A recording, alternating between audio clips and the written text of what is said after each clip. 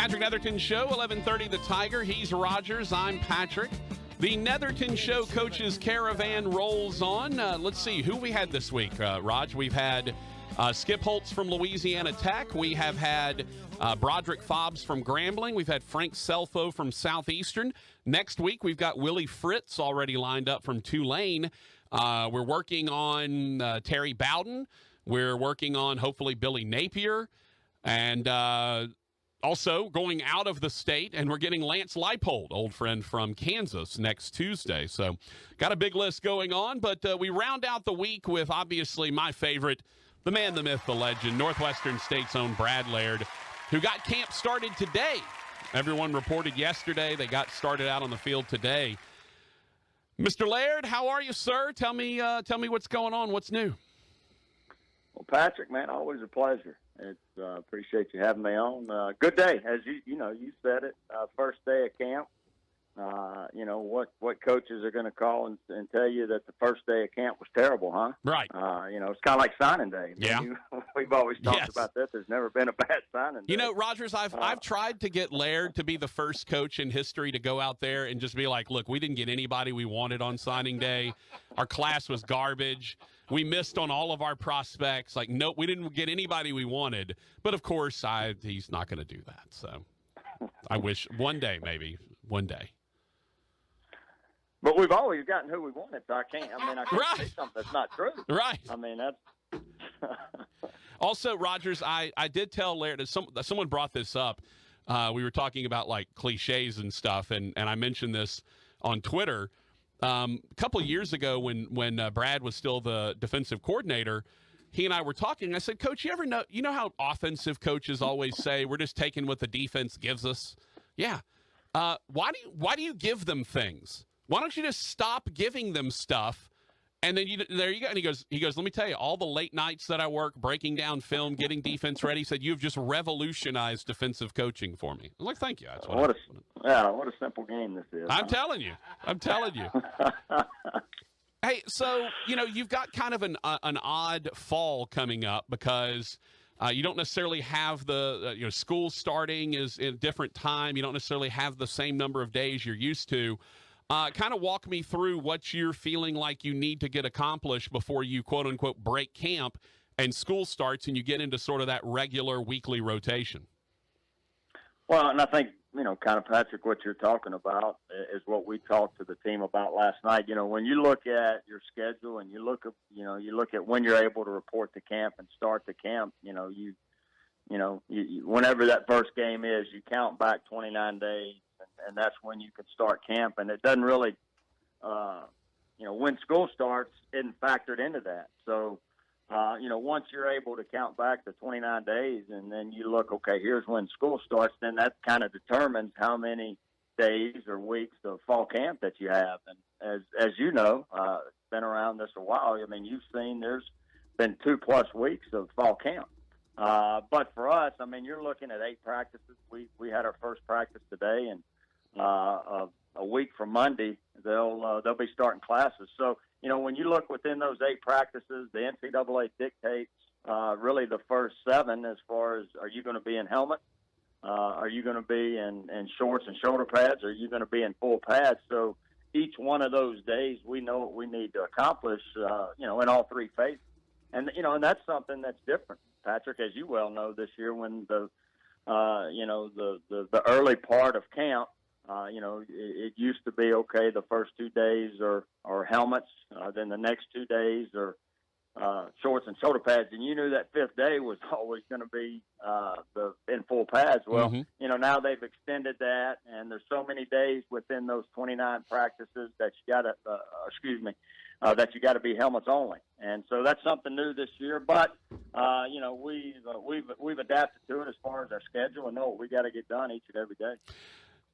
Let's back up for just a second because I've asked all of the coaches that I've talked to so far about the off the field stuff, and there's a couple of things that are dominating COVID and the vaccine, obviously still around, and NIL. We'll start with the COVID vaccine stuff. These are men. They're they can make their own life decisions and whatnot. Coaches, by and large, want everyone to be vaccinated. It makes things easier. The NCAA just came out with their protocols for vaccinated versus unvaccinated, and it's just an easier road if you're vaccinated. Not as much complications, not as much testing, all of that stuff. But what do you talk to the team about? How do you address vaccination, dealing with COVID, that kind of thing with your guys, knowing that ultimately they are adults and get to make the decision they want to make? Well, to go back with what you talked about before I answer that question, and there's also no leeway within the schedule to move games around. Right. Last year with the 6 games that we played, we could get them in 9 weeks, and so but to go and answer your question on COVID and the vaccine, we've done a great job, and our athletic department has done a great job educating our guys. I think first and foremost, because there's so much information out on social media that is it true? Are they facts? Are they not true? So, we just want to make sure we give them factual information, true statistics. Yesterday in our team meeting, we had our local health official, spoke to them through a video, and talked about the importance of the vaccine. And Patrick, vaccines are important, as we know from history. And, for this one, it does lessen the symptoms, but it is also a personal choice. Mm-hmm. And there's doubt out there. There's fear out there. And, we just want to make sure they understand the difference, right now individually and collectively as a team, being vaccinated or not being vaccinated, because just like you talked about, there's now a difference. In the past you couldn't test out of a contact tracing, but now if you're vaccinated, you can, and you won't have to miss practice or miss a game. But if you're not vaccinated, that you still go through the COVID protocol. But we educate them. They discuss with their family, and but there's also, Patrick, to also look at it, the opportunity to play Division I college football. There's a lot of sacrifices to be able to play this game that we all love. I mean, there's early mornings, there's workouts, there's summers that these guys, and this is just another one, that's presented to them at a young age. So. We've done a great job educating them and giving them true statistics of the importance of the vaccination. Talking to Brad Laird, head coach of Northwestern State. All right, the other off-the-field thing, NIL, that came up July the 1st. It went hot. Obviously, legislation passed in Louisiana.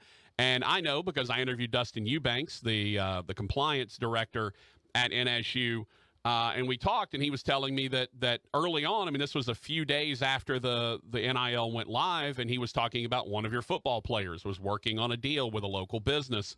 I know that Dustin kind of handles a lot of that, and he's actually, his assistant is kind of the point person for the NIL stuff. But what are your discussions like with the team in terms of their opportunity to profit off of themselves? Well, first, the first thing I said, this is awesome. I mean, it's a great opportunity, and they should. I think they should be able to benefit from their name, image, and likeness. And these guys. And I'm gonna talk on one side. Then I want to also speak with the fear that I have with this as well. Mm-hmm. That maybe we educate them, but at that age, do they really know? But this is an opportunity. They don't get cost of attendance, and so this allows them to be able to market themselves and be able to profit off of that. I guess I'm figuring that it has a lot to do with social media. It has to do with, sure. So many followers that you have. I'm not like you and have the number of followers, but some of them do. And so I think it's great from that standpoint of what they're able to do.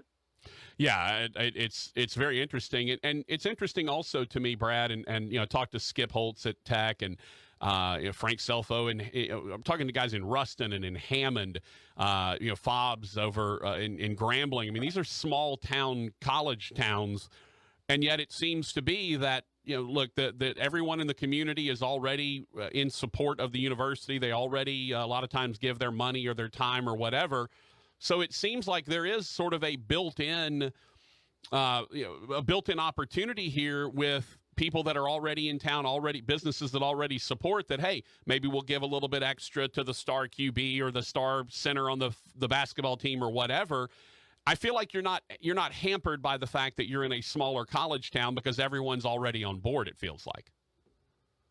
Yeah, that's true. And here's the other thing. We talk about educating coaches and players, and Dustin Eubanks has done a great job, but also educating the community. And just like you talked about the local businesses here, because what's forever, you can't give any money to the players. You can't give them a free meal, and so, all of a sudden this is coming out. They're not as educated as we are. We have Mr. Eubanks and we have the NCAA that we're able to visit with about this. Well, they, if they see anything about the NIL, it's probably just something on social media that's not educating them. So, I think it works both ways.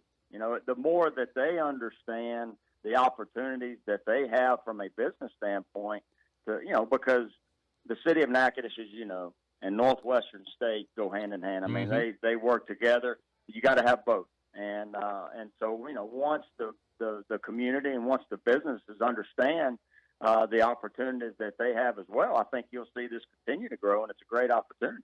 Well, but I'm gonna say this, Patrick. I think. Sorry. No, go ahead. But you're also, depending on how much it is, them having to pay taxes. Yeah. Have we? I don't do my bank account. Thank my wife. She balances the checkbook. I didn't do it when I was 18 years old. And so now, we're throwing all this at these young men. Great opportunity, but there's also another side of it that we got to make sure we educate that they take care of along the way as they're getting these opportunities. Well, it actually, yesterday I kind of went on a mini rant about the fact that we don't teach life skills, it seems like, anymore. I don't know that we ever did.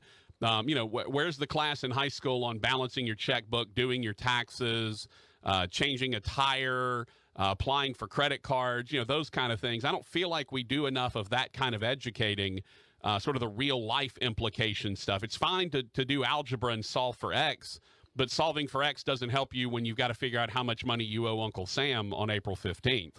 And I've always felt like this for these guys, as you mentioned, it's kind of a real world education coming to them a little earlier than they would have normally gotten it after graduating. Yeah. And, along with that, when you continue to get more money, it seems like sometimes you find more friends, and you worry about that as well. Again, these are real life situations that you talked about. I guess I'm kind of feeding off that because, somebody that has a certain job, may all of a sudden have more friends that wants to borrow that money. And so, how is that situation handled? All I want to know is the new Whataburger. How do I get a deal from them? Right. This is my name, image, and likeness deal. I need a deal with the new Whataburger in Natchitoches. Hey, that was maybe the most exciting thing that's ever happened over the summer here for Brad Laird. I can promise you, was that Whataburger. Well, but hey, but you think about the Whataburger and you think about the, initially everybody's, fired up about it, and that, and you know how it is.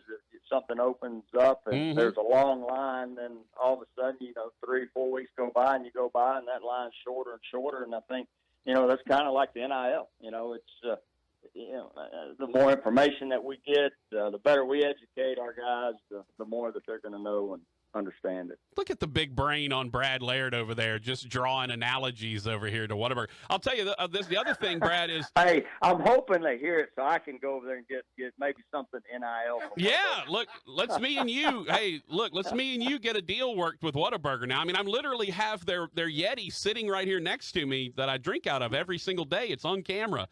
Hey, Patrick, can I ask you this? Did Sure. you ever get a new one? Yes, I got a new one. Okay, the other one I got was it was like hand painted. It was a silver one that someone hand-painted white and then put the thing on. This one is actually a white Yeti that just has the orange stuff laid on it. This one's kind of the official one, and so it doesn't scratch up and doesn't chip and everything. But, yeah, it's clean. It's beautiful looking. When I saw the picture of your old one, I didn't think it was from it being painted like that. It was just from how many times you used it and put your hands on it and all that. No, it's this thing is pristine. I'm telling you, I just need me a Whataburger NIL deal is all I need. Talking to Brad Laird, head coach at Northwestern State. All right, let's talk on the field a little bit. Quarterback's position is always the key one. Kind of walk me through the competition that you've got going on there. Yeah, going through, right now probably a 3-man race. And you can't say going through spring practice, because we, played 6 games last year. So, I think that benefited this opportunity or this quarterback race because, it's one thing to go out and practice against yourselves, but to be able to go do that against somebody else, those reps are you can't get enough of those. And with Zach Claymore and Caleb Fletcher, they were able to get those live reps against opponents in the spring that helped them over the summer. And as they continue to battle with Mark Salazar that we brought in, it's, day one, it's hard to tell anything, especially in helmets, but to watch those guys, we know it's going to be a battle throughout these 25 practices. So looking forward to watching that play out. I wish that, each of them have a different skill set, but they allow Coach Smiley the opportunity to call his game, and not have to change what he does depending on who the quarterback is. And I think that's from a mindset with him, that's a lot easier to play out as we go through fall camp. In the spring, you had really for the first time in your tenure a massively explosive running game between Aubrey Scott from up here at North DeSoto, Scooter Adams, the transfer. You had 2 home run hitters, and they continued to hit home runs. It was absolutely amazing to watch. I know that you tried to add a little depth there as well. You had a kid that was out injured at one point. Kind of walk me through Scooter and, as I like to call them, Scooter and Scott, and what are they looking like, and kind of what is the rest of the depth on that running back core? Well, first, we knew we had to be able to run the football. Whether that's from a running back standpoint, up front, outside, as far as receivers blocking downfield. And, I think we had a combination of all that, Patrick. We're going to talk about Scooter and Aubrey as, the guys that carry the ball, but I think it's the guys up front, the receivers that do their job blocking downfield, I think was something that, again, something we haven't had in the past. But I tell you, Scooter, brings everything he has with everything he's got. Every play. And, I think what he did in the spring, and I'm not going to say just the last 2 games because I think you saw it all throughout those 6 games, but really what he did over the last couple of games shows you what he can do. And that's with Aubrey got banged up, came out, really saw what Aubrey could do. We knew we had seen it in practice, but for you guys, everybody else to be able to see it was awesome, and got banged up there, I believe, the 2nd or 3rd game, but he's back 100% healthy. So, watching those 2 guys compete, I think, they bring competition to each other, and they know that they got to bring it each and every day, and they've been fun to watch. Defensively, Jamard Valson is the name that pops out. He kind of does a little bit of everything. He's a terrific rusher. From that outside linebacker spot, he can also get out in coverage. He's had an interception. It just seems like he's kind of that playmaker that you need on the opposite side of the ball. Yeah, he can do it all. I tell you, Patrick, he does it all in practice. Your best players, when they're your best practice players, then you have something special. And I think that's something that I enjoyed watching today. When you talk about those guys, offensively, you talk about a Scooter Adams, an Aubrey Scott, a Marquise Bridges, a Gavin Landry. Not talking about some of the new guys, whether it's transfers or freshmen, that are going to be part of this team. And then defensively, you talk about a Joe Mark Valson, a Jaquay Pogue, a P.J. Harrington, a Shamar Bartholomew. I mean, those guys, when they're your best practice players and they're your best players on your team, I think that's when you got an opportunity to do something special. You mentioned the transfer portal. It used to be at the FCS level. It was you'd get a week or two into camp, you'd find a couple of FBS guys or Power 5 guys that were disgruntled, thought they'd be further along on the depth chart than they are, higher on the depth chart than they are. They didn't like it. They would end up transferring late. Now with the transfer portal, you kind of it's no longer you have to sort of sniff these guys out. Everybody's name is out there. How has this changed what you do in terms of building a roster from year to year? Well, first, and I don't know the exact number. I'm not looking at it right now. But I mean, when you're talking upwards of 3,000, yeah, probably that I know at one time was on the transfer portal. Again, are they educated enough to understand the consequences of maybe not having that opportunity somewhere else? Yeah.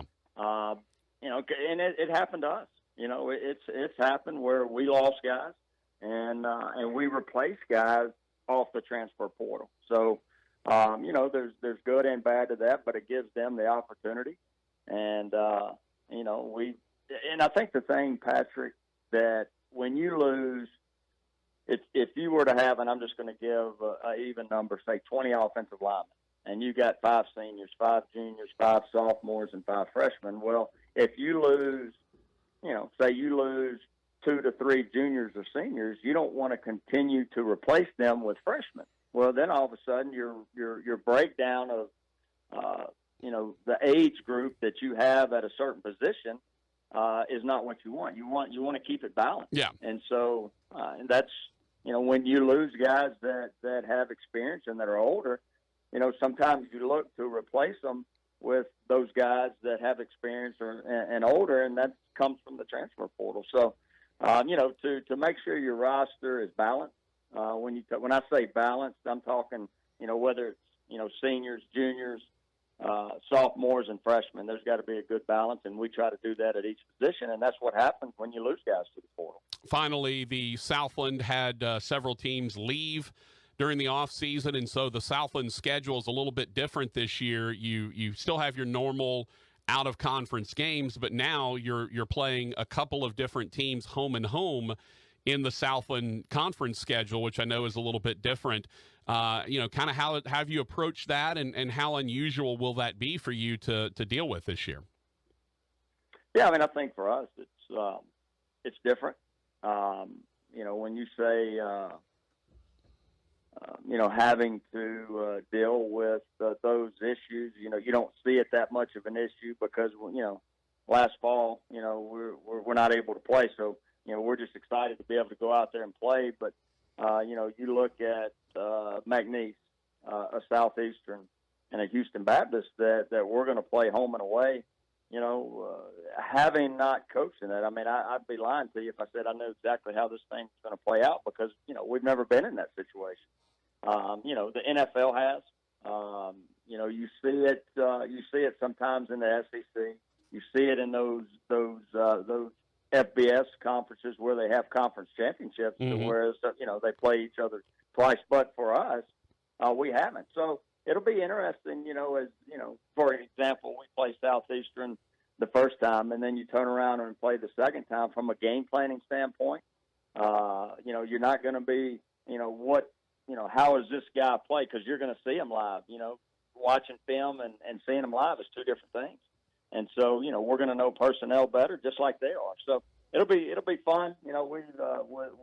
Within this conference, got some great coaches that are fun to battle against on Saturday. So, we'll get the opportunity to do that and take advantage of it. All right. Well, the opener is North Texas, so I'm going to assume we're making a barbecue run at some point during that trip. So just let me know when you're ready, and I've got a few places lined up we can go make sure we're taken care of. All right.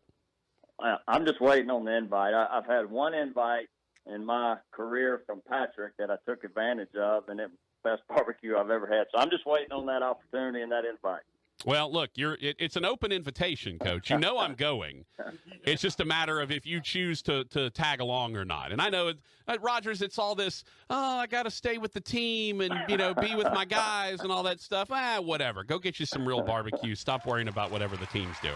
Hey, but Patrick, let me tell you, it's not just the one time you go. It's how many times and different places are you going to go to on that trip? Probably two. Probably maybe a Saturday, Sunday, or a Friday, Saturday kind of thing. It won't be too crazy. Hey, you say the word. Look, I'll get y'all lined up over at Riverport in Jefferson. Y'all can make a quick detour, and we'll close the whole restaurant. Y'all can just have a feast. We did it for basketball, so maybe we'll do it for football. If we do that, we may not leave. We may not leave there. Yeah, that's true. That's true. You certainly won't leave without sleeping on the way to Dallas, I can assure you. Coach, good luck. We'll obviously be seeing you here pretty soon. Thanks, man. Appreciate you. Thanks for having me. All right, Brad Laird, head coach of the Northwestern State Demons.